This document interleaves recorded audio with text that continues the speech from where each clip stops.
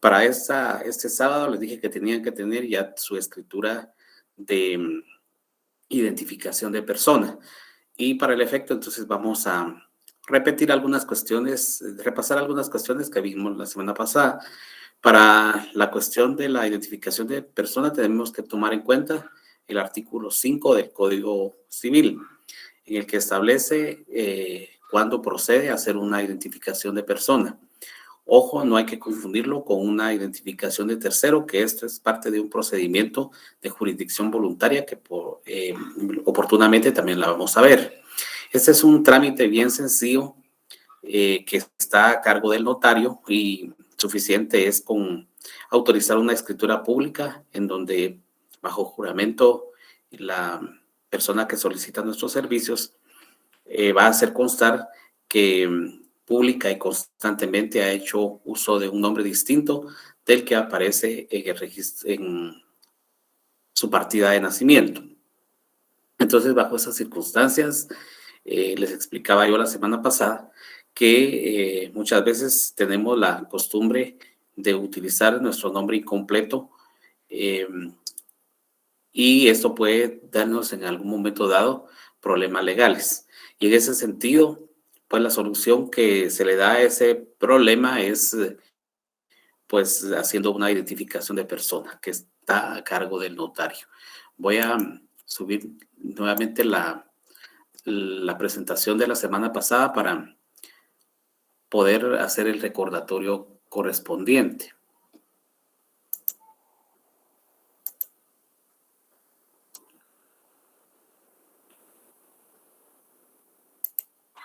Entonces, mi deseo, tengo teniendo problemas con mi equipo de cómputo, no me obedece. Ahí estamos, creo que ahí está.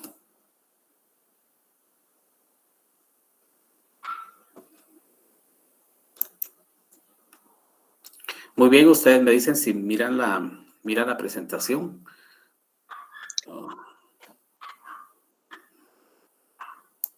Ahorita ya está presentando pantalla, Lick, solo falta que se ponga la presentación. Ahí está, es que no responde así. Ahorita ya. Sí, solo que aparece muy pequeña, ¿verdad? Ahí está. Ahí Sí. está. Muy bien. Gracias por la persona que hizo el uso de la palabra. Bueno, entonces veamos qué dice el artículo 5 del Código Civil. El que constante y públicamente use nombre distinto o apellido distinto del que consta en su partida de nacimiento o use incompleto su nombre o omita alguno de los apellidos que le corresponden, puede establecer su identificación por medio de declaración jurada hecha en escritura pública. Repito, hecha en declaración por medio de declaración jurada hecha en escritura pública. Por eso es de que hay intervención notarial y por eso es de que ese tema pues se trata en este tema de clínicas, porque sí es muy recurrente y muy común que tengamos la costumbre, a veces no muy buena, de utilizar un nombre incompleto, ¿verdad? Me exponía yo como ejemplo la semana pasada que yo me llamo Óscar Armando Ribarrayo, pero a veces, pues uno, como les digo, tiene la costumbre mala de utilizar solo un nombre o un solo apellido, y eso, pues si nunca hay ningún problema legal, pues pues no vamos a tener nunca que hacer una identificación de persona, pero va a ser necesario cuando sí haya necesidad de hacer constar esa circunstancia por algún problema que nos vaya a dar algún documento en el cual no hayamos utilizado nuestro nombre completo. Luego veíamos las obligaciones previas y posteriores al otorgamiento de la escritura pública. En cuanto a las obligaciones previas, tenemos que tener a la vista el documento personal de identificación del compareciente. Por supuesto, si es conocido el notario, pues no va a ser necesario. En este caso estamos hablando en singular del compareciente porque aquí sí no van a haber dos partes. Es una declaración jurada en la cual únicamente va a comparecer una persona. Y la certificación de la partida de nacimiento, esto es necesario que se tenga a la vista porque deben anotarse los datos del registro civil, es decir, del RENAP, porque al final es necesario remitir, como ya lo vamos a ver como obligación posterior, el testimonio de esta escritura para que se haga la anotación correspondiente en el RENAP y que posteriormente ya cuando el usuario utilice, pida su certificación de nacimiento, pues ya le va a aparecer la anotación correspondiente que nosotros estamos mandando a dar al RENAP, ¿verdad? No es suficiente la escritura pública, es decir, si usted lo va a presentar ante alguna institución que le requiera, no va a hacer constar con la escritura pública la circunstancia de la identificación de personas, sino sigue siendo el atestado del registro civil el que le da la prueba de que existe tal identificación, y por eso es de que hay que remitir el testimonio al RENAP, y de eso trata la siguiente diapositiva.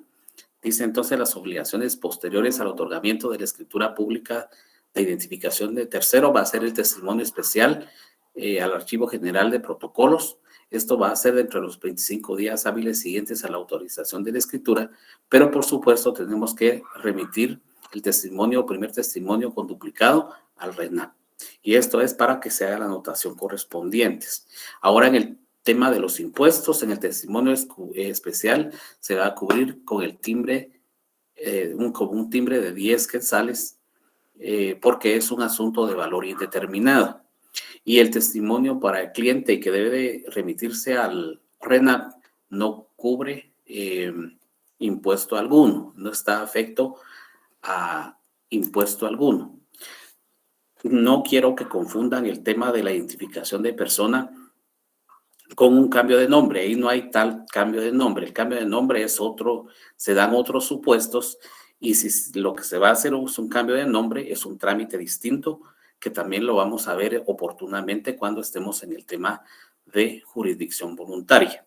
Esto es tan sencillo y ya vamos a ver la redacción, ¿verdad? Precisamente vamos a pasar en este momento a la redacción del instrumento, pero como no les voy a redactar yo el instrumento completo, entonces sí voy a necesitar que me ayuden en esta parte. Vamos a comenzar con la parte introductoria de esta escritura, pero voy a ver quién nos puede ayudar ahí. No voy a aceptar en este momento voluntarios, sino que voy a ver yo quién nos puede ayudar. Vamos a ver. Sería tan amable. Vamos a ver. Gladys Noemí, de compartirnos la parte introductoria de su escritura.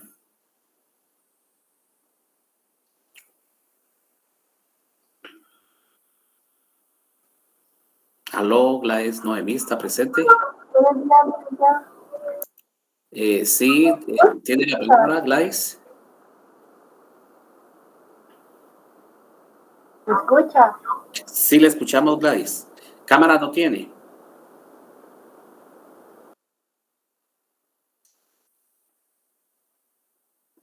Le Es que escuchamos. lo que pasa es que estaba enferma, así, entonces prefiero no prender la cámara.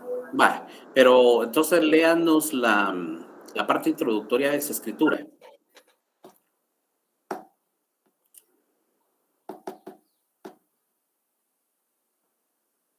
¿La de promesa nos había dicho o no? No, estamos en el tema de identificación de persona. Promesa ya pasamos.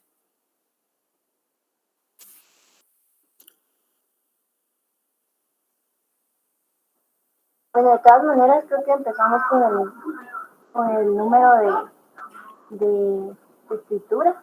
Ajá. En este caso sería 4. Yo diría que es 3, pero no importa. Bueno, en la ciudad de Guatemala, departamento de Guatemala. Si ponemos la fecha de hoy, el 16 de julio de 2022. Ante mí, Gladys Noemí Morales Raxón, notaria, comparecen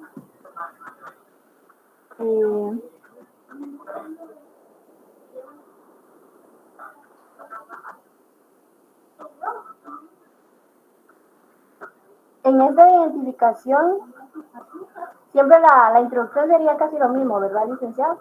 Sí, pero léame si la tiene ahí. Yo le voy a ser sincera, esta semana no la hice porque toda mi familia estuvo enferma y pues al final yo los estuve cuidando y pues yo también me enfermé.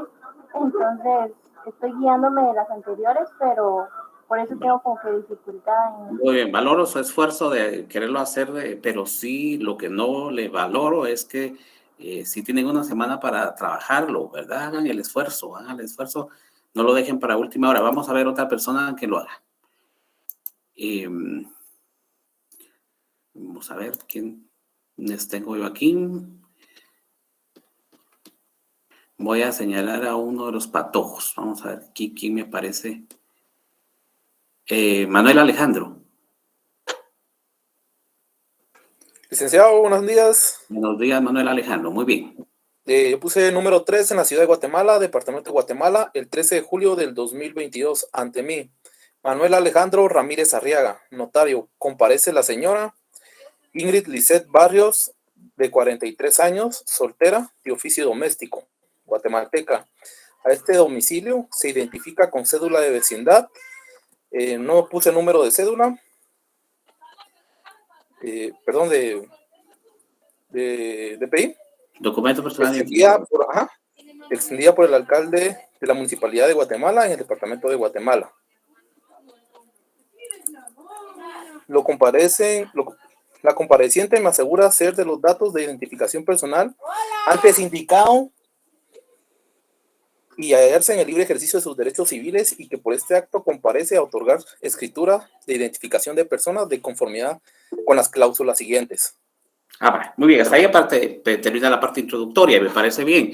Solo que sí me va a tener que cambiar la cuestión del documento personal de identificación, ¿verdad? Porque según parece la que tiene ahí, pues todavía está con cédula de vecindad y recordemos que es extendido por el Registro Nacional de las Personas, no por el alcalde municipal, ¿verdad? Pero está bien.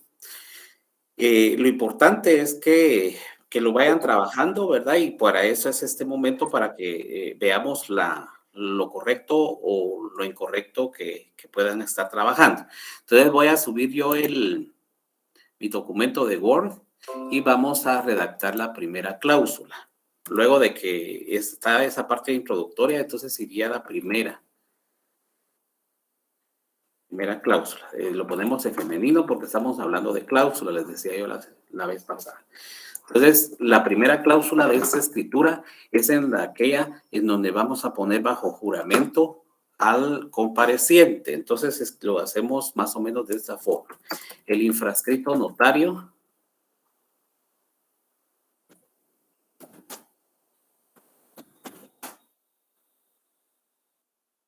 procede a juramentar como vamos a utilizar femenino, como que fuera la continuación de la escritura de la introducción que nos hizo el compañero. Entonces vamos a poner aquí una femenino. A la compareciente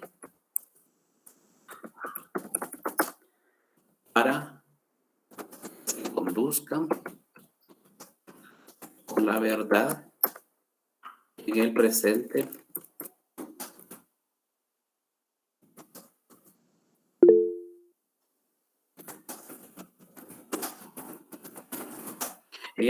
instrumento.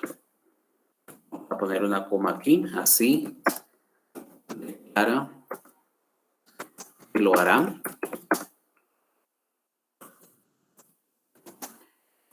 Y el notario le advierte lo relativo al delito de perjurio. Esa sería la primera cláusula, entonces. Licenciado. ¿Qué manda? Fíjese que yo quería leerle sobre la primera cláusula.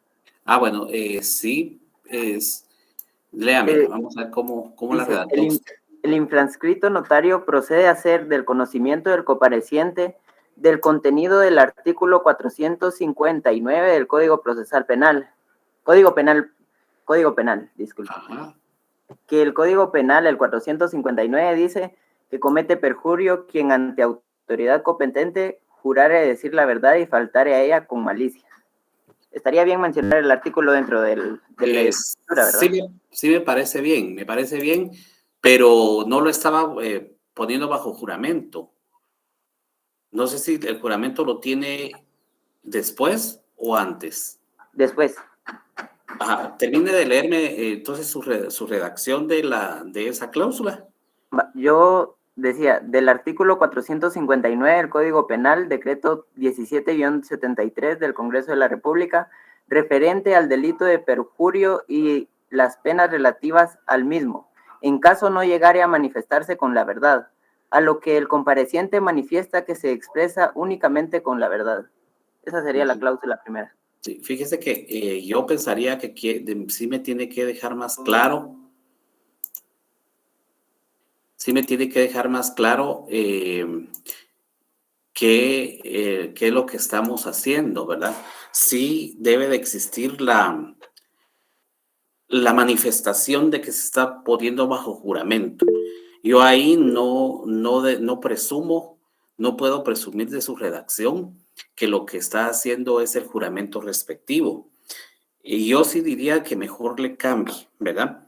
El artículo no invalida la escritura si usted lo pone, si usted lo escribe o no lo escribe, ¿verdad? La forma en que yo lo estoy haciendo no estoy indicándolo, pero cabal, eso les indicaba yo a los estudiantes de la sección de las 8 de la mañana, ¿verdad?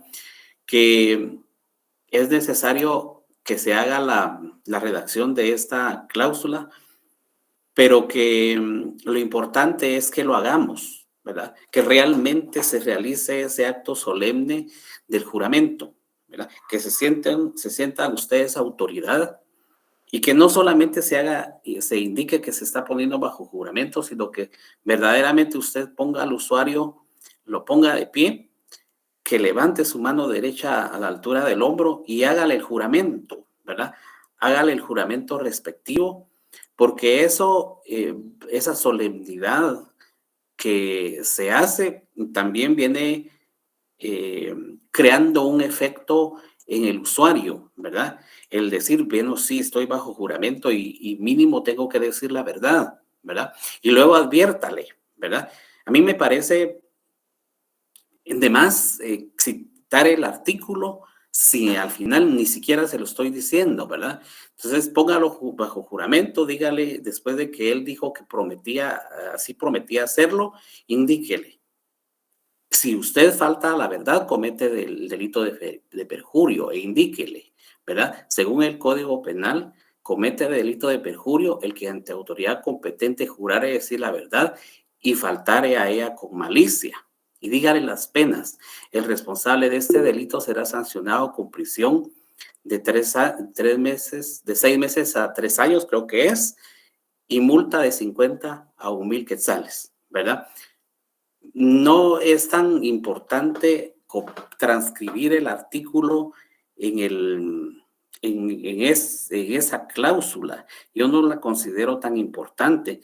Considero más importante realizar el acto, ¿verdad? Hacerlo constar, pero realizarlo, porque el notario estaría faltando también a la verdad, indicando en la escritura que lo estoy poniendo bajo juramento y al final ni siquiera lo estoy haciendo. Solamente estoy cumpliendo con la obligación de esa primera cláusula de hacer constar que estoy poniéndolo bajo juramento y al final nunca se dio ese acto, ¿verdad?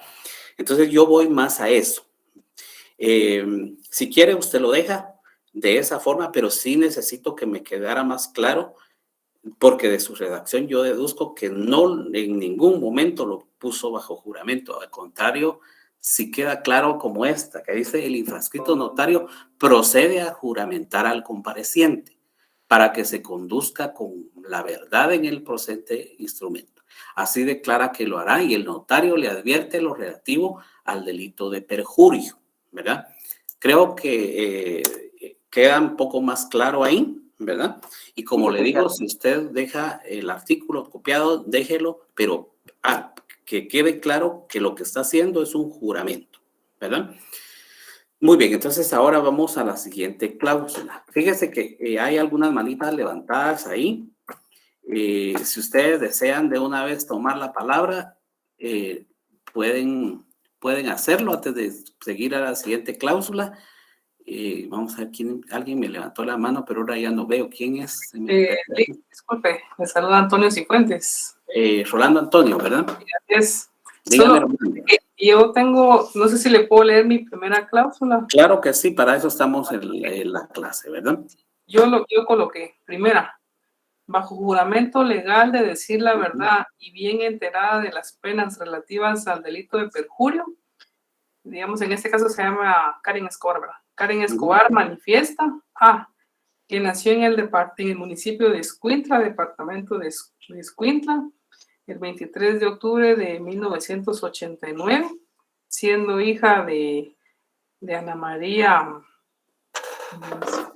digamos, y Juan Pérez, por ejemplo, ¿verdad? B, que su nacimiento quedó inscrito en la partida de nacimiento 1 del libro 3, ¿verdad? Del registro civil del municipio de Escuintla, departamento de Guatemala, que en su partida de nacimiento aparece inscrito el nombre de Karen Flor de María Escobar Melgar. Manifiesta que además de su nombre de Karen Flor de María Escobar Melgar, que le corresponde su partida de nacimiento, constante y públicamente en sus relaciones familiares, sociales y legales, también ha usado y es conocida con los nombres de Karen Escobar, María Escobar y Flor Escobar, digamos. Esa es su primera cláusula. Y que corresponden e identifican a la misma persona. Eso tengo en la primera cláusula. Bueno. Fíjese que yo pensaría que, bueno, está lo que necesito yo en la escritura, pero sí que dividamos, es una cláusula demasiado cargada de momentos de la escritura, ¿verdad? Está muy cargada de momentos de la escritura. Entonces yo diría que dejemos en esa recomendación, ¿verdad? Si usted quiere lo deja así porque de todas formas sí tiene lo que yo necesito en la escritura, ¿verdad? Pero cuando vimos una estructura vimos que la primera cláusula se refería a los antecedentes, ¿verdad? Y ya después vendrían las estipulaciones, ¿verdad? En esta escritura yo sí le varío un poquito por el juramento, ¿verdad? Entonces yo estoy poniendo en la primera cláusula el juramento respectivo y en la segunda entonces irían los antecedentes de lo que se va a realizar.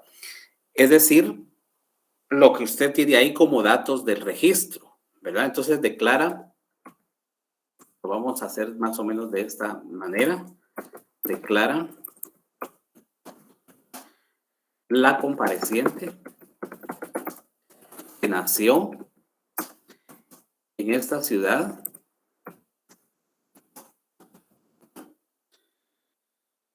el 3 de mayo de 1999 y que su nacimiento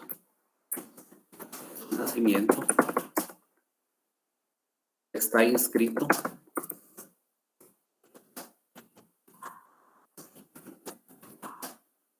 la partida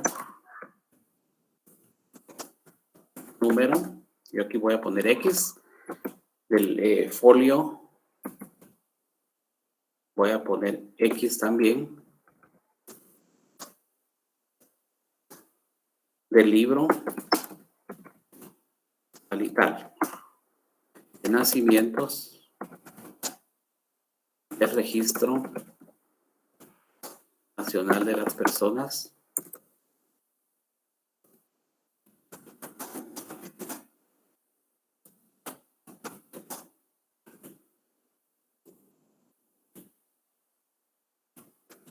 de la República de Guatemala.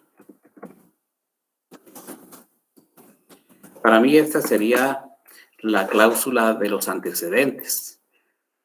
Y como le digo, como le decía yo al compañero que nos hizo el favor de leer esta cláusula de su escritura, claro, en una cláusula él me está poniendo lo que sí se necesita dentro de la escritura, pero sentiría yo que para que quede más claro y para que no haya una cláusula tan extensa, me parece que la hizo muy extensa, que lo hagamos mejor dividida en varias cláusulas, ¿verdad? Y que se entienda que la primera es el juramento, la segunda, e incluso para efectos de que se nos vaya quedando, la primera es del juramento, la segunda de los antecedentes, y ya la tercera ya hacemos constar la identificación de persona. Entonces veamos cómo iría la redacción de la tercera cláusula, que el compañero lo hizo en la primera, nada más. Entonces la tercera iría, declara la compareciente que además del nombre con el que fue inscrita, y como aquí ya utilizamos femenino, porque el compañero que nos hizo favor de leer la parte introductoria era una mujer la que estaba haciendo la identificación, entonces nos vamos aunque no sea el mismo nombre, voy a inventarme uno en este momento. Fue inscrita, vamos a ver, declara a la compareciente que además del nombre con que fue inscrita de Ana María Morales, ¿qué otro apellido? González, digamos.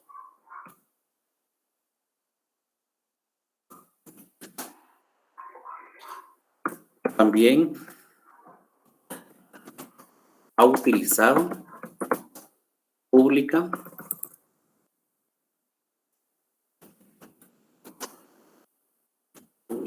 y constantemente los nombres de. Aquí podemos utilizar todas las formas con las que pudo haber utilizado el nombre Ana María Morales González. Podría haber utilizado solo Ana Morales.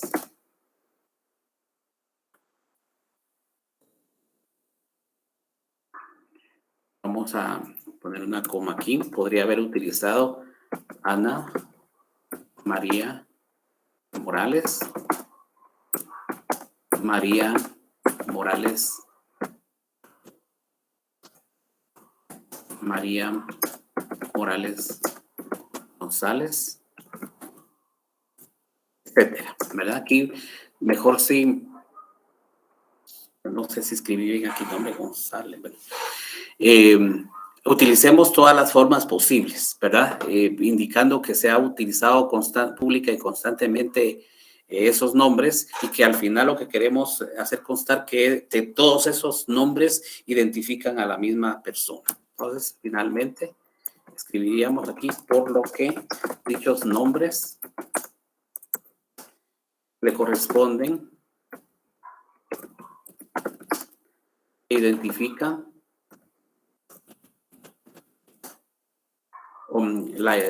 no así. Dichos nombres le corresponden e identifican.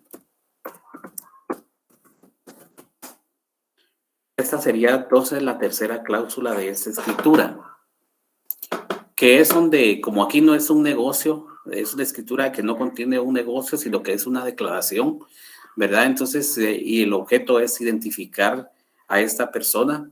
Entonces, la redacción sería: declara a la compareciente que además del nombre con que fue inscrita de Ana María Morales González, también ha utilizado pública y constantemente los nombres de Ana Morales, Ana María Morales, María Morales, María Morales González, por lo que dichos nombres le corresponden e identifica. Sencillamente ese sería la esencia, ¿verdad? Esa cláusula sería la esencia de la escritura. No vamos a continuar redactando porque no, el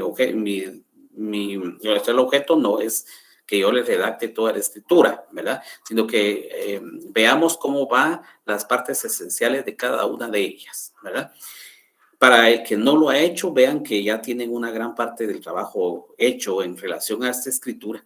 sin perjuicio de que no les estoy diciendo no lo hagan, sino que esperen que yo lo venga a hacer aquí, no háganlo y hagamos como una clase invertida, ¿verdad? Trabajen ustedes entre semana, no es mucho, es una escritura, es tan poco, ¿verdad? Y ténganla hecha y a la hora de ya de aquí resolvamos dudas, ¿verdad? Porque cuando yo lo estoy haciendo a conciencia, muchas veces me van a surgir algunas dudas, apúntelas y las resolvemos en este momento. Hagámoslo de esa manera. Está levantando la mano Rolando Antonio Cifuentes Beteta. Entonces, tiene la palabra. Perdón, Lick, fíjese que yo tengo una duda. Fíjese que yo conozco una persona, según su DPI y todo, se llama Olga Azucena, pero públicamente utiliza el nombre Susi, digamos.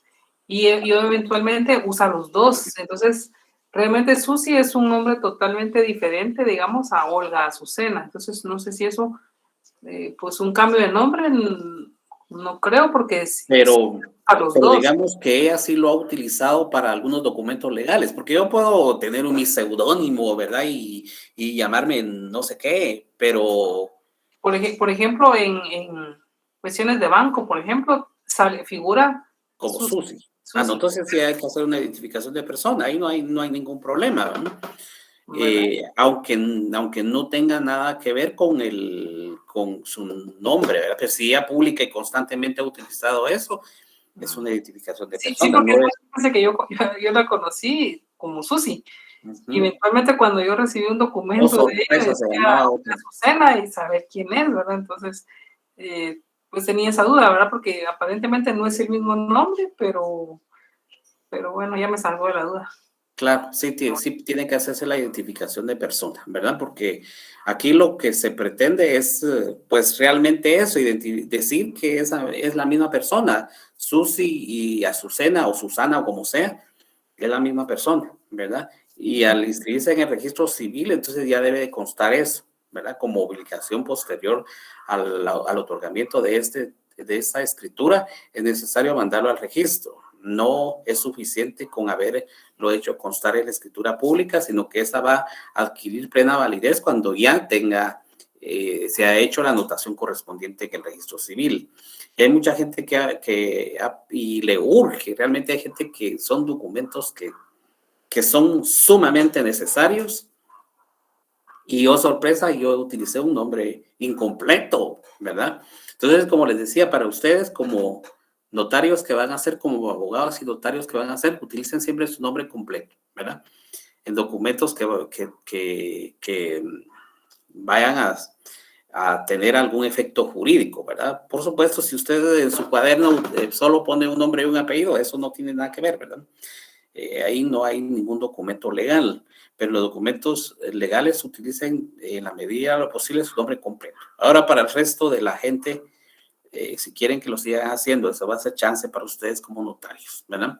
Y por eso los estamos preparando aquí para que realmente también el notariado sea una fuente de ingresos para ustedes, ¿verdad? Porque al final no creo que alguien esté estudiando aquí solo por hobby, ¿verdad? Sino que se estudia precisamente porque al final necesitamos vivir de algo, ¿verdad?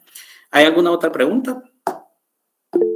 Licenciado, disculpe, por ejemplo, así como dice el compañero, puede pasar que utilicemos, bueno, que la persona utilice los dos nombres y los dos apellidos distintos del propio, sin que se utilicen los que son. Sí, también procedería una identificación de persona, ¿verdad? Sí, claro. ¿Verdad? Hay otra mano, creo que alguien no levantó la mano, pero sí estaba como que hablando, no sé si fue Karen Isabel, vi que como que comenzó a... No, ¿verdad? Bueno, entonces por el momento vamos a dejar... Buenos días, licenciado, disculpe. Sí, Fátima, nuevamente. Yo tengo una pregunta. Fíjese que yo sí estoy redactando pues ya en limpio pues todas las escrituras, ¿verdad? Pero Claro. tenía una duda. En cuestión de cuando ya se firman lo de los comparecientes y todo eso, ¿abajo se continúa con la otra escritura o está bien que yo continúe pues en otra hoja?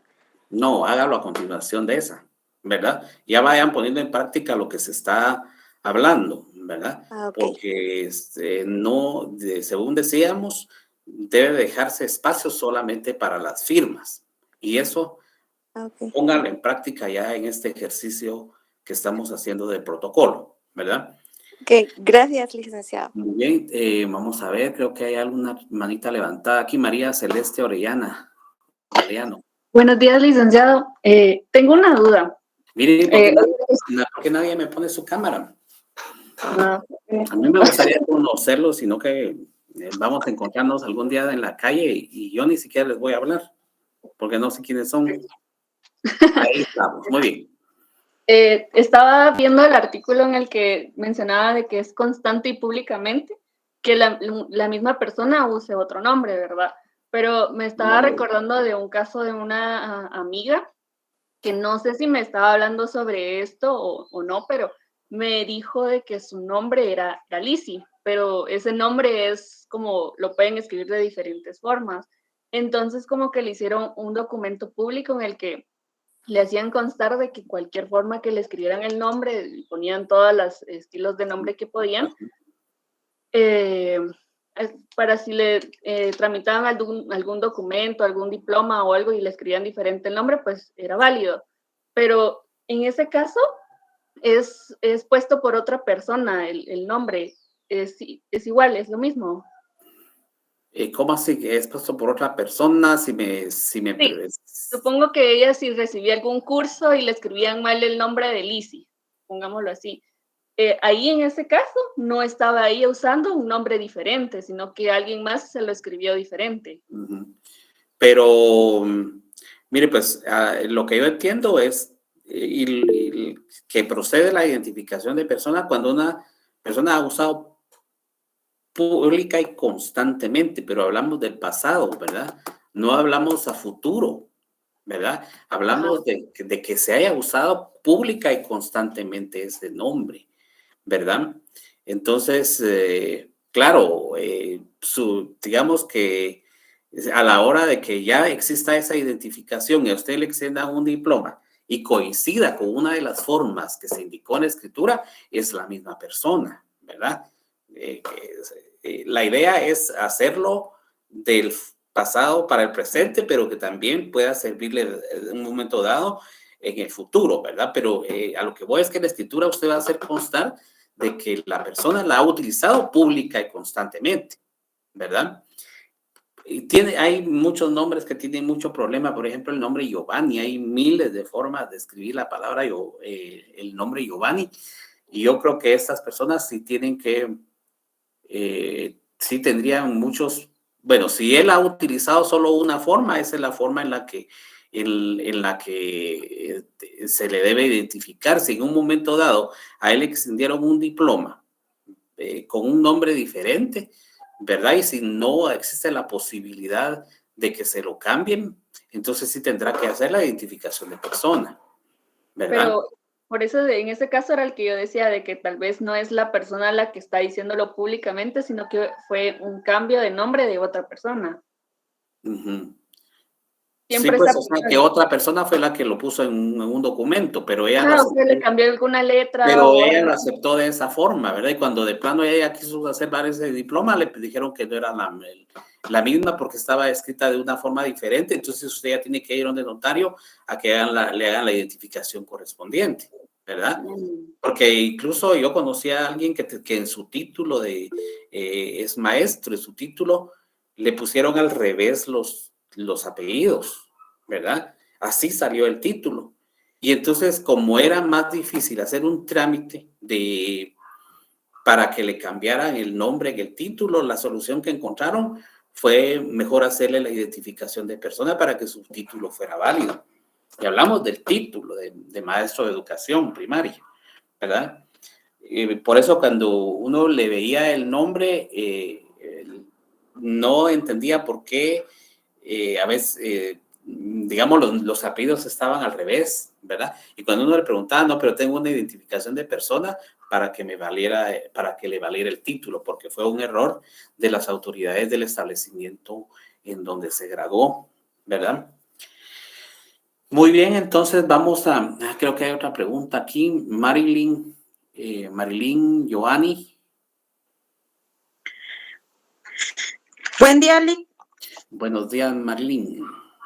Mire, fíjese que yo tengo una duda con respecto a lo que estamos haciendo del protocolo.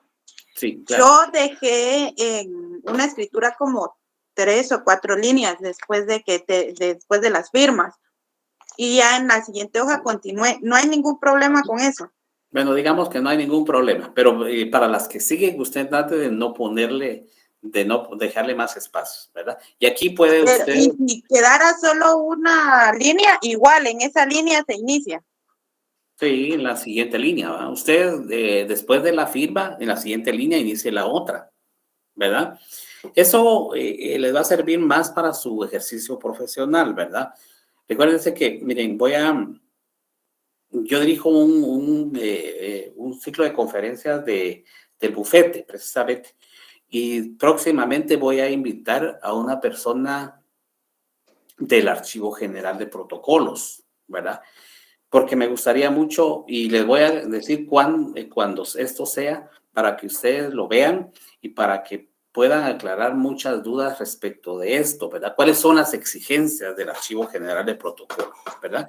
Todos los requisitos que estamos hablando, digamos que deben de ser cumplidos para que ustedes también en un momento dado no vayan a tener problemas ante el Archivo General de Protocolos, que actualmente sí hacen llaman a los notarios y tienen que llevar su protocolo para poder ver el cumplimiento de los requisitos, ¿verdad? Entonces, de eso sí hay que tener mucho cuidado, ¿verdad? Porque al final es, pues, el protocolo, como les digo, nosotros como notarios somos depositarios del mismo y mínimo cuidémoslo y mínimo cumplamos con los requerimientos del Archivo General de Protocolos. Muy bien, tengo otra pregunta aquí, creo, de Alejandro Ramírez Arriaga. Licenciado, disculpe, buenos días. Tenía una consulta en relación al tema. Tal vez un pequeño ejemplo. Yo trabajo de bodega, pero mis firmas como bodeguero. Sí, yo soy bodeguero. De bodega no podría trabajar. De bodeguero, sí. Perdón, de bodeguero. Tienes razón, licenciado, disculpe. Al momento de recibir producto o hacer despachos, yo firmo con mi primer nombre y primer apellido, que sería Manuel Ramírez. Pero yo me voy a conocer más por mi segundo nombre, Alejandro, ¿verdad? Entonces, en ese caso, sí se aplicaría lo que usted me está comentando, ¿verdad? Porque, bueno, todos mis compañeros me conocen de una manera, aunque yo firmo los documentos de otra, ya que, pues, mi nombre, me piden, pues, que sea el primer nombre y primer apellido. Claro, pero ahí yo no le veo la necesidad de hacer una identificación porque no le está causando ningún problema, ¿verdad? O sea, el ejemplo que yo le ponía del título, pues es algo que era urgente porque el título se tendría que hacer valer, pero yo creo que en una cuestión así no hay ningún problema. Incluso en las facturas, uno generalmente no dice el nombre completo. Bueno, que ahorita ya con el nuevo sistema de facturas electrónicas, ¿verdad? Ya le tira de una de los datos según el DPI, pero antes uno solo daba un nombre y un apellido, ¿verdad? Y al presentarlas a la SAT, tampoco la SAT le estaba pidiendo a uno que hiciera la identificación de persona. Puede ser que nunca le dé problemas el utilizar un nombre incompleto, pero puede ser que sí, ¿verdad? Y naturalmente la gente lo va a buscar a usted como notario cuando tiene algún problema por haber utilizado un nombre distinto al que aparece en su partida de nacimiento, ¿verdad? Vamos a ver, hay otra mano levantada aquí, Roberto Corado, Samayoa. Lick, buenos días, una consultita. Ahorita me surgió una duda. Roberto. Gracias, con lo que acaba de decir la compañera Marilyn. Entonces, nosotros terminamos una escritura con la firma y toda la cuestión, pero empezamos otra donde nos hayamos quedado o empezamos en una hoja nueva. No, comienza la continuación de esa, porque a continuación no dice que no debe de dejarse entre instrumento y instrumento, no debe dejarse más espacio que el necesario para las firmas. Más o menos eso es lo que dice el Código de Notariado. Hagamos el ejercicio de una vez, les digo, yo, o sea, igual ahí yo les puedo poner bueno y todo, pero vayamos haciendo ese ejercicio de una vez, ¿verdad? para que entendamos, para que nos acostumbremos a no dejar tanto espacio, ¿verdad? Aunque yo veo que hay notarios que tratan de dejar, o sea, ponen la firma tan abajo, de tal forma que ya la siguiente escritura comience en la siguiente hoja, ¿verdad? Yo sí he visto que notarios trabajan de esa forma, ¿verdad? Pero sí no les sé decir si han tenido algún problema en el Archivo General de Protocolos, ¿verdad? No les sé decir si han tenido algún problema que les haya dicho que eso no debe ser así y estén trabajando de otra forma en este momento, no lo sé, ¿verdad? Pero lo correcto es lo que dice la ley, ¿verdad? Lo correcto es no dejar más espacios que los necesarios para las firmas entre escritura y escritura, entre instrumento e instrumento. Muy bien, con esto voy a terminar el tema de la identificación de persona, porque tenemos que hablar en este momento de lo relativo a la siguiente escritura que tenemos en la guía, que se relaciona a las capitulaciones matrimoniales, y entonces voy a volver a mis diapositivas. Eso sí me las logra subir porque se me pone rebelde la máquina.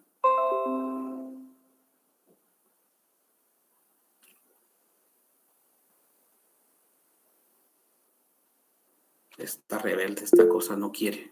Ahí estamos. Muy bien, entonces ahora vamos a hablar de las capitulaciones matrimoniales.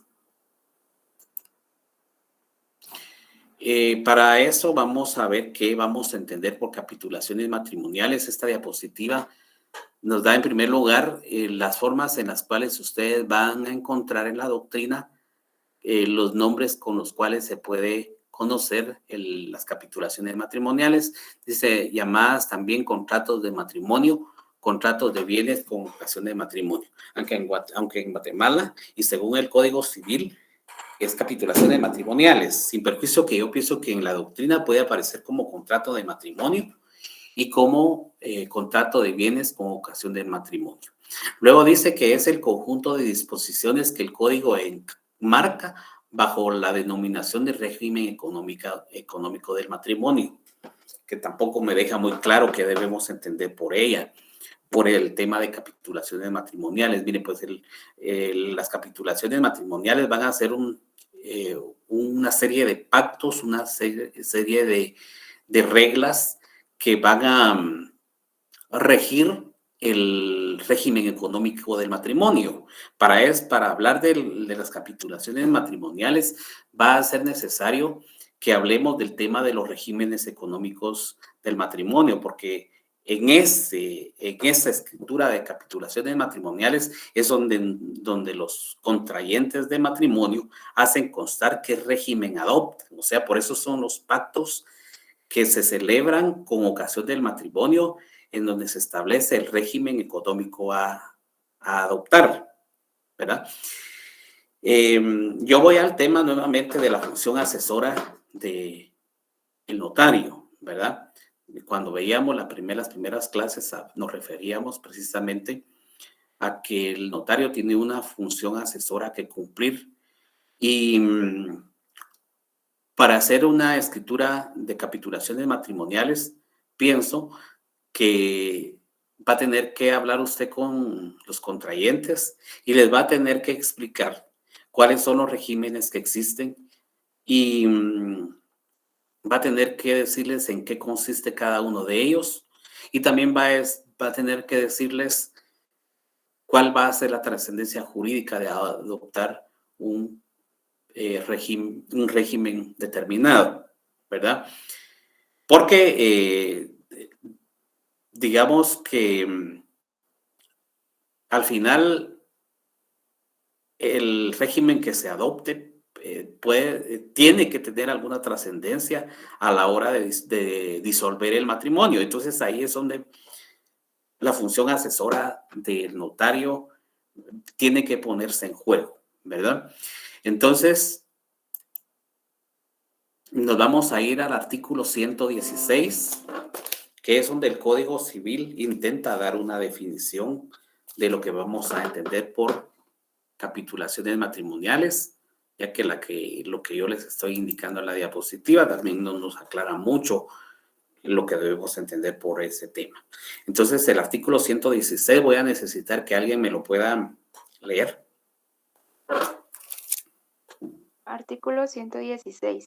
El régimen económico del matrimonio se regula por las capitulaciones matrimoniales otorgadas por los contrayentes antes o en el acto de la celebración del matrimonio. Ajá. Muy bien, entonces, esos regímenes económicos del matrimonio se regulan por medio de las capitulaciones matrimoniales. Entonces, el documento adecuado para determinar, para hacer constar la regulación con respecto al régimen económico es a través de la escritura pública de capitulaciones matrimoniales, ¿verdad? Parcialmente correcto lo que les estoy diciendo, porque si el matrimonio es autorizado por un funcionario que no sea el notario, las capitulaciones matrimoniales no van a constar en escritura pública, tema que no mucho nos interesa porque en este curso de clínica de notariado estamos estudiando para ser notarios, ¿verdad? Y si nos vamos a lo anterior del Código Civil, vamos a encontrar quiénes son los funcionarios autorizados para autorizar el matrimonio, ¿verdad? Dentro de ellos está el notario, está el alcalde, o el que haga sus veces en la municipalidad y el ministro de culto religioso, ¿verdad? Pero los otros no nos interesa, sino que nos interesa el tema porque el notario es funcionario autorizado para poder celebrar un matrimonio, ¿verdad? Y el matrimonio se consta en acta notarial, no en escritura pública, pero las capitulaciones matrimoniales sí deben de constar en escritura pública cuando el matrimonio es autorizado por notario. Entonces nos vamos ahora al artículo 119. ¿Alguien me puede leer el 119, por favor? Artículo 119. Las capitulaciones matrimoniales deberán constar en escritura pública o en acta levantada ante el funcionario que haya de autorizar el matrimonio. El testimonio de la escritura o la certificación del acta se inscribirán en el registro civil una vez efectuado el matrimonio y también en el registro de la propiedad, si se afectar en bienes inmuebles o derechos reales sobre los mismos. Este artículo 119 me parece que tiene una carga de información muy importante que debemos de tomar en cuenta a la hora del otorgamiento de una escritura, de la autorización de una escritura pública de capitulaciones matrimoniales. Primero, me parece importante rescatar en donde dice que debe constar en escritura, las capitulaciones matrimoniales deben constar en escritura pública para efectos de lo que nos interesa a nosotros, pero al final dice, o en acta levantada ante funcionario que haya autorizar el matrimonio, ¿verdad? Que si es el alcalde el que va a autorizar el matrimonio, por supuesto, las capitulaciones matrimoniales no van a constar en escritura pública, sino que van a constar en acta levantada ante el alcalde respectivo, ¿verdad? Luego dice, el testimonio de la escritura o certificación del acta o la certificación del acta se inscribirán en el registro civil. Cuando veamos las obligaciones posteriores del notario, vamos a ver que se debe de remitir el testimonio respectivo al registro civil respectivo para que no solamente conste el matrimonio, sino que también conste el régimen económico adoptado, ¿verdad? Para ese efecto es que se manda al registro civil y tendrá que ser también enviado al registro de la propiedad cuando existan bienes inmuebles o derechos reales sobre los mismos, según lo indica la parte final de este artículo. Una vez efectuado el matrimonio y también, bueno, dice el testimonio de la escritura o la certificación del acta se inscribirán en el registro civil. No dice se enviará el testimonio, pero tácitamente es lo que debe de hacerse. Una vez efectuado el matrimonio y también al registro de la propiedad si se afectare bienes inmuebles o derechos reales sobre los mismos. Entonces, dentro de las advertencias que vamos a hacer también a los otorgantes de las capitulaciones matrimoniales, se les deberá indicar la obligación de remitir el testimonio tanto al registro civil, así como también al registro de la propiedad, si dentro de los bienes que constan o que de los cuales son propietarios los contrayentes, hay bienes inmuebles, ¿verdad? Entonces deberá remitirse también el testimonio al registro de la propiedad a efecto de que se haga la anotación correspondiente. Muy bien, entonces voy a volver a proyectarle la diapositiva.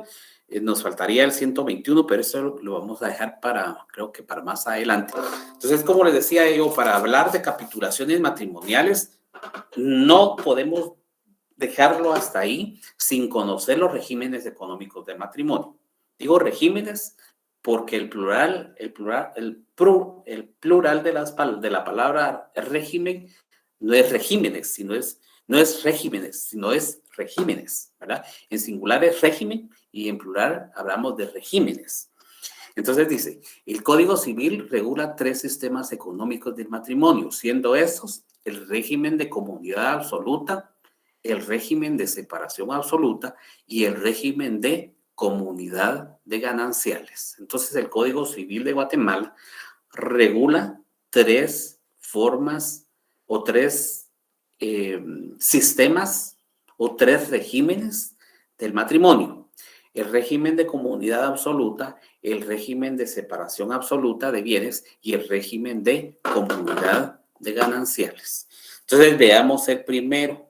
Según la diapositiva dice régimen de comunidad absoluta de bienes. Se caracteriza este régimen patrimonial porque a virtud del mismo todos los bienes que el marido y la mujer aporten al tiempo de contraer matrimonio y los que adquieren con posterioridad se hacen propiedad de ambos esposos. Ahí está entonces lo que debemos entender por el régimen de comunidad absoluta. Veamos entonces los bienes que usted tiene y los bienes que tiene su esposo al momento de contraer matrimonio forman un solo patrimonio. Ese es el régimen de comunidad absoluta. Al grupo de la sección anterior, yo se los ponía con un ejemplo que no es el más técnico que yo pueda encontrar, pero es una forma de comprender los regímenes económicos.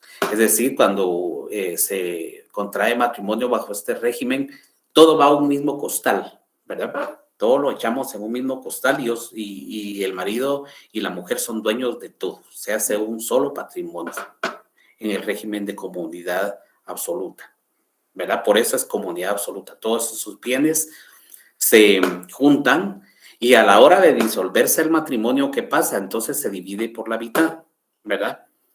La mitad para el esposo y la mitad para la esposa. A la hora de que alguno de los, digamos que haya disolución del matrimonio, ya sea por divorcio o porque también alguno de los cónyuges fallezca, entonces digamos que la mitad es propiedad del cónyuge sobreviviente, ¿verdad? Lo otro, pues, si no hay testamento, tendrá que seguirse el intestado correspondiente de la parte que correspondía al cónyuge que se murió.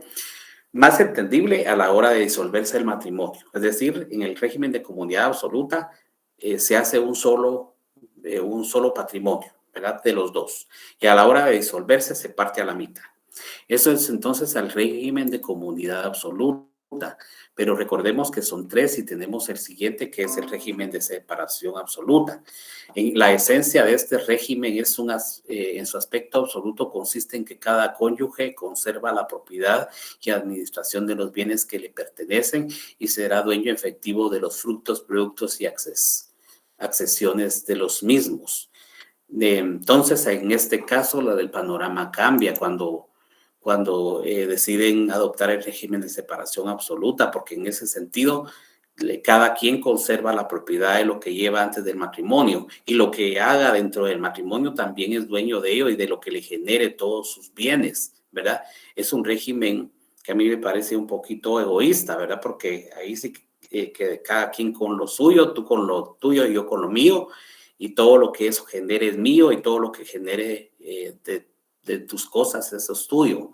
A la hora de disolverse el matrimonio, a mí me parece que da menos problema, porque pues nunca fue un patrimonio unido, siempre fue un patrimonio separado. Y a la hora de separarse, cada quien se llevará lo que tenía y lo que hizo dentro del matrimonio. No da ninguna complicación, a diferencia de comunidad absoluta, que como ya se volvió solo patrimonio a la hora digamos, de partirse los bienes, tendrá que llevarse la mitad. Y si alguien no aportó nada a la hora de disolverse el matrimonio, tiene que llevarse le corresponde la otra mitad. Y en este otro, que es el de separación absoluta, pues para mí, fuera de que es un régimen un poquito egoísta, ¿verdad? Pero al final es el que va a dar menos problema. Y ahí precisamente está la función asesora de ustedes como notarios, para que al final las partes vean, los contrayentes vean cuál es el régimen que más les conviene, ¿verdad? Claro, cuando se casan todo es color de rosa, todo, pero sí hay que hablar de temas como que ya en este momento los matrimonios ya no son algo para toda la vida, ¿verdad? Y lamentablemente pues hay matrimonios que de una vez son tan pasajeros, ¿verdad? Uno lo ve en los juzgados de familia, que están súper saturados de divorcios voluntarios y que apenas tienen unos poco tiempo de estar viviendo y ya viene la disolución del vínculo matrimonial. Entonces yo considero que sí es necesario que se hable del tema, ¿verdad? Que se hable del tema antes de que se contraiga el matrimonio, y pues por supuesto que se les haga ver los regímenes que existen y al final cuál es la trascendencia jurídica que tiene el adoptar uno de estos regímenes, ¿verdad? Y finalmente entonces tenemos el régimen de comunidades gananciales, que es el que tengo aquí, llamado también régimen de comunidad relativa o régimen de comunidad parcial, en el cual cada cónyuge conserva la propiedad de los bienes que lleva el matrimonio y de los que adquiera durante él a título gratuito o en el valor de unos y otros, pero será suyo por la mitad a disolverse la sociedad legal.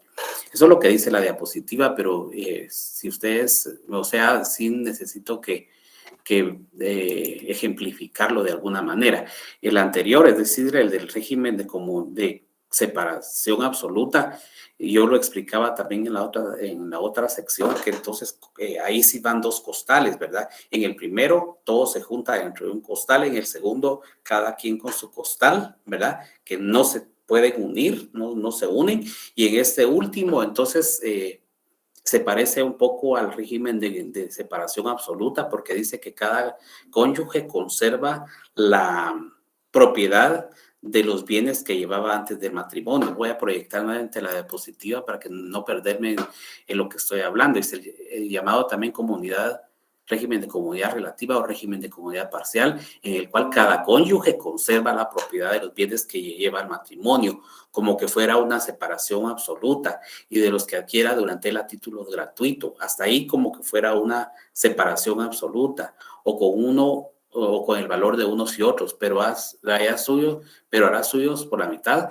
a disolverse la sociedad. No está muy bien redactado ahí, la ley lo contiene de una forma más exacta, ¿verdad? Pero yo lo voy a explicar de esta forma. La primera parte se parece mucho al de comunidad, al de separación absoluta, porque cada quien va a tener su propio costal, es decir, yo conservo la propiedad y administración, conservo la propiedad de los bienes que llevaba antes del matrimonio, y lo mismo va a hacer mi cónyuge, ¿verdad?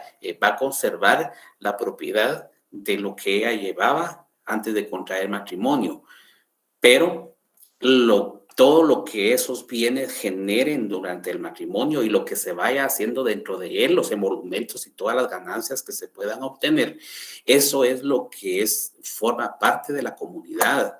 Esos son los gananciales, y eso es lo que se va a partir a la mitad a la hora de disolverse el matrimonio. Entonces ahí es donde está lo parcial de la comunidad, ¿verdad? O de la separación, es decir, se separan los bienes, de entraditas sí están separados los bienes, pero todo eso que va a generar al final, durante el tiempo que dure el matrimonio, eso es lo que constituye las gananciales, y eso es lo que se va a dividir en la mitad. No es como en el régimen de comunidad absoluta, que se va a dividir en la mitad, tanto bienes que ya se tenían como que lo todo lo que los bienes produjeron durante el matrimonio. Aquí no, aquí cada quien conserva la propiedad de lo suyo, pero al final todo lo que generó eso dentro del matrimonio y todo lo que se pudo hacer durante el matrimonio con nuestro salario, con nuestro trabajo y todo, eso es lo que constituye la comunidad de gananciales, ¿verdad? Esos son los famosos gananciales de los que muchas veces son objeto de mucho litigio, ¿verdad? A la hora de ¿cómo se llama? De disolverse el matrimonio, ¿verdad? De liquidar el patrimonio conyugal. Veo varias manos, bueno, ya se me perdieron, levantadas. Voy a dar lugar a que hagan un par de preguntas, porque por el tiempo sí comenzamos un poco tarde, pero también ya superamos el tiempo. Entonces, voy a responder un par de preguntas y las que no nos dé tiempo en este momento, voy a responderlas, me las vuelven a hacer la otra semana porque continuamos con este tema. Rubén dice, se me perdió. Era la pregunta de Rubén. Le doy la palabra a Rubén.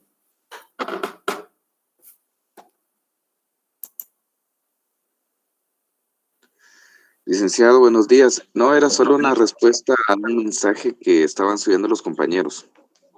Pero aprovechando la intervención, quería preguntarle, a la hora de estar redactando esta escritura, y porque el contrato matrimonial va en un acta, nosotros solo vamos a redactar la protocolización, o tenemos que redactar también el acta. Muchas gracias. El acta de matrimonio, se refiere al acta de matrimonio. Ok, se redacta el acta de matrimonio. No. Le pregunto si se está refiriendo a protocolizar el acta de matrimonio. Ajá, a la hora de hacer nuestro trabajo y a la hora de registrar eso en el protocolo, ¿solo hacemos el registro del acta o también tenemos que hacer el acta en sí? Mire, pues aquí yo no mucho le estoy entendiendo su pregunta, porque yo creo que el que no me ha entendido es usted. Mire, pues aparte acta de matrimonio y aparte capitulaciones matrimoniales, ¿verdad? El acta de matrimonio, usted va a hacer constar el matrimonio de los contrayentes y eso lo va a hacer en acta notarial. Eso no me lo va a hacer en papel de protocolo, no va en escritura pública. Capitulaciones matrimoniales es independiente, digamos, del acta, porque esto debe hacerse en escritura pública, como lo estamos viendo, y si va en escritura pública es en papel de protocolo. Por supuesto, el acta de matrimonio la va a tener que protocolizar, pero son actos completamente distintos, ¿verdad? La ley así lo indica, debe de protocolizarse el acta de matrimonio, ¿verdad? No se le va a perder, entonces hay que protocolizarla, pero tema diferente, aunque va amarrado, pero es diferente, es el de las capitulaciones matrimoniales. No sé si con esto le contesto a lo que me está preguntando. Sí, licenciado, muchas gracias. Sí, pensé que estaba en un solo acto, las capitulaciones iban junto con el contrato del acta del matrimonio. No, son dos cosas ahorita entiendo que son. Ajá, son dos cosas distintas. Muchas gracias, licenciado. Ya solo voy a atender a la pregunta de Diana Mariela, Marroquín, Zoom y... Sí, Diana Mariela Marroquín. Sí, licenciado, buenos días. No sé si podría repetir o dar un ejemplo porque no me quedó claro, disculpe, el último régimen de la comunidad de ganancia. No logré, de ganancia. Es que no logré comprenderla, disculpe. Mire, pues, en el régimen de comunidad de gananciales, vamos a ponerla a usted como ejemplo. No sé si es casada o es soltera, pero supongamos que usted se va a casar. Entonces, en el régimen de comunidad de gananciales, usted tiene sus bienes y su novio tiene sus bienes, ¿verdad? Ustedes van a conservar la propiedad, cada uno de lo que tiene antes del matrimonio, ¿verdad? Pero, por ejemplo, si usted tiene bienes que le van a generar algún ingreso, entonces eso ya constituye las gananciales, ¿verdad? Todo lo que le va a generar sus bienes y todo lo que va a generar su trabajo durante el matrimonio y que usted pueda comprar algunas cosas durante ese matrimonio, todo eso constituye los gananciales. Cuando usted se divorcie, ¿verdad?, de su esposo, usted se va a llevar todo lo que tenía antes del matrimonio y su esposo también, pero resulta que hay gananciales, todo lo que eso generó, eso es lo que se va a dividir a la mitad, ¿verdad? Usted ya hace lo suyo señor, llévese lo suyo, pero todo lo que produjo, lo tiene, si produjo, si se hizo otra casa, si se hizo, que les digo, tiene un negocio producto de su trabajo, eso es lo que se va a dividir por la mitad a la hora de disolverse el matrimonio. No sé si con eso ya le queda un poco más claro. Sí, ahí me quedó perfecto, muchas gracias. Va. Muy bien, entonces de todas formas la otra semana, pues como vamos a continuar con el tema, entonces nos vamos a ir ya a la regulación legal, y el otro grupo me dio más tiempo porque leímos ya la regulación legal de cada uno, tenemos que ver porque al leer la ley nos aclara un poquito más las cuestiones de las que estamos hablando. Pero entonces yo me voy a quedar aquí agradeciéndoles su presencia. Pues afortunadamente aquí a la gente que yo le pedí que me leyera, aunque hubo alguien que no tenía la escritura, pero por lo menos estaba ahí, porque en otra sección hubo gente que me dice, no, es que ando en el trabajo, y yo creo que no pueden llevar el curso y estar trabajando al mismo tiempo, por favor. También hay mucha gente que me dice, no, es que ando en la calle, es que ando con la familia, es que ando en otra casa. No, hombre, siéntense a recibir su clase, que sea 1 hora de clase, pero que sea de provecho para ustedes, no para mí, señores. Yo ya tengo 20 años de ser abogado, ¿verdad? Es para ustedes. Yo necesito que ustedes se preparen para que sean unos excelentes profesionales, ¿verdad?